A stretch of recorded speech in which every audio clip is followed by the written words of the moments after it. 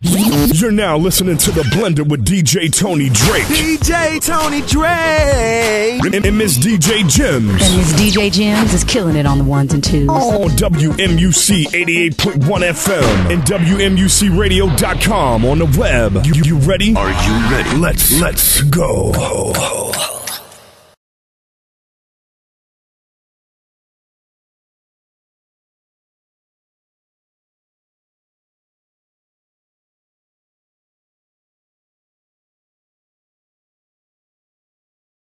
What's going on? What's going on, ladies and gentlemen?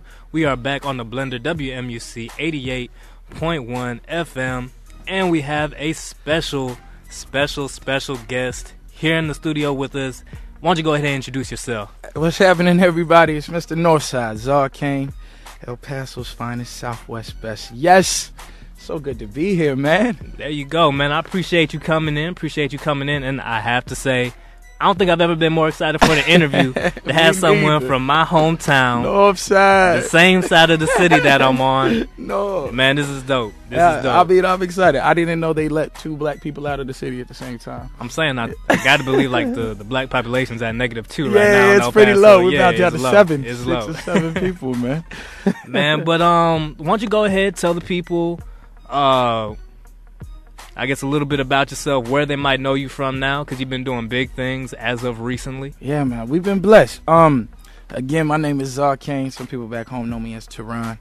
I'm born and raised in El Paso, Texas. I left for a couple of junctions. My father's retired military, so that meant you were moving every 2 to 3 years. And but I was born at Beaumont Medical Center. You know what I'm saying? For those that are from the city, they know exactly where it is. I went to Fort Bliss Elementary for first grade. I went to Charles Middle School. Shouts to Miss Bell, and toughest teacher I ever had, made me who I am. And then of course I went to the greatest high school in the world. I think you'll agree, Andrews High School, Sun Valley Strip, Northside. Won't. And then I graduated from high school and attended Howard University. And then I did a short stint in Miami at Miami Jackson as a teacher, and then I came back and managed Marriott's. In fact, yesterday was my final day with that corporation, great company. And I used to manage over at the JW block from Barack, right over by the White House. And the cause of that was that I started working on the Public Option mixtape in November 1st of last year, and God has been really good to me, and people have been really receptive and just seemed to be at the right time, and the music boded really well. Had an opportunity to do about 5 performances / shows, and of those 5, 3 of them have been on BET's 106 in Park, including Music Matters Week, closing out Music Matters. And then probably the biggest claim to fame right now, according to YouTube views, is probably the Hip Hop Awards BET Cypher with the greats like Sir Busta Rhymes. Shouts to Busta, he's amazing. And like the Kanye West of the world, amazing. And great guys, legends, Ice Cube, Rev Run. I mean, amazing, man. Everybody in those things, everybody who was at that event, man, were amazing. So that's my story, man.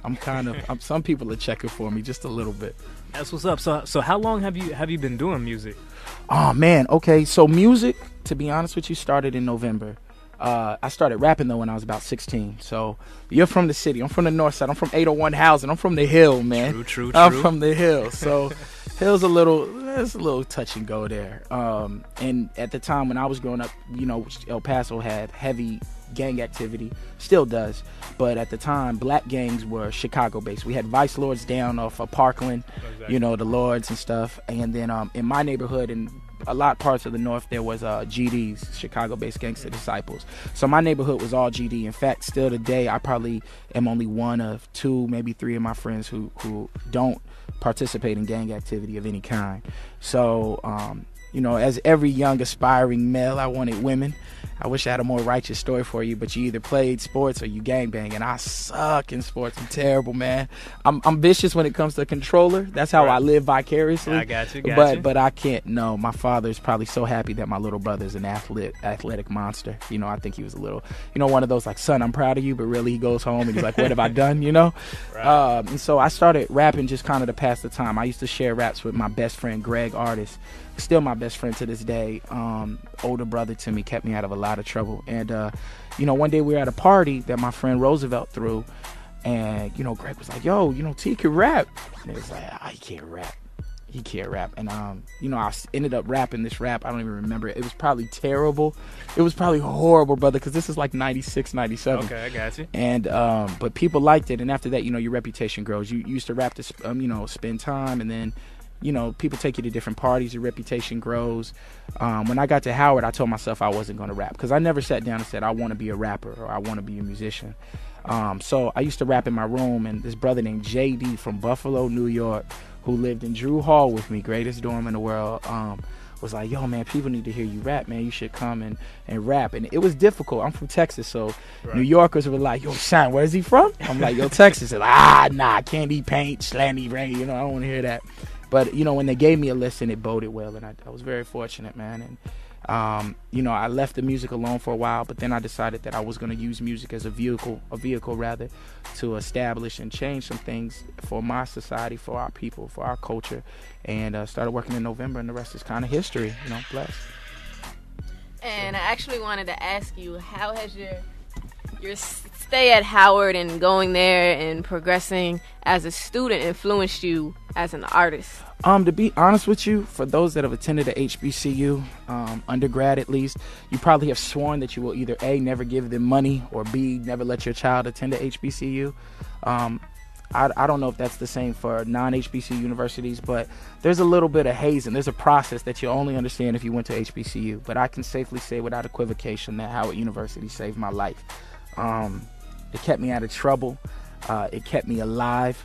You know, it's interesting. If I wanted to, I could make records about killing, or I could make records about drug dealing, or I could do those things because I know I've seen that side to an extent, you know. But what Howard allowed me to do is, at the time when I thought I was grown and I so was not, and the time I thought I was mature and I'm still learning to become a better man, Howard gave me that formulative stage where I could find myself and develop lifelong friends on top of the ones I had from back home, and kind of showed me a pattern of how to be a positive living black male in this society. You know, that's what it did for me. And I gotta ask, because I actually DJ at Howard, so shout out to everybody at WHBC. Ain't you? In. You I know know a lot of them been hitting us up about the interview. Yeah, have man. you ever, you can be honest with us, Uh-huh. have you ever been booed at Howard? Because I know they have one of the toughest crowds in the country. Howard University, this wasn't when I was there. I think it's rumored. I wasn't there. I have to preface that, and I'm sorry if I'm wrong. But I heard that they booed Maxwell in '99 at the homecoming football game. And I have been guilty of being present for booings for very well-established people. I'm not going to tell you who they are because they are great musicians, and I'd like to work with them one day. But no lie, I can safely say I haven't been booed. No, you know what? I'm lying. I participated in this thing called Howard's Armageddon. It's like a rap battle, and I battled a good brother, a big brother of mine, this brother by the name of Shock C. And I'm not the type of battler that can get angry. I'm not angry, you know. So in this battle, I said to him, "Oh, I can't win. He's better than me." I was like a freshman, you know, and I was like the only freshman who made it to the final. And people looked, and I've never seen a crowd change so quickly. Like, you know, give us Barabbas. That's what it looked like. It was like, you know, crucify Terod, crucify Zawcain, give us Barabbas. But I think I got booed because I refused to participate. But I've never been booed for, you know, people hearing my music. I've been blessed thus far. I'm sure if more people hear it, somebody's going to tell me I suck. Okay, You well, know.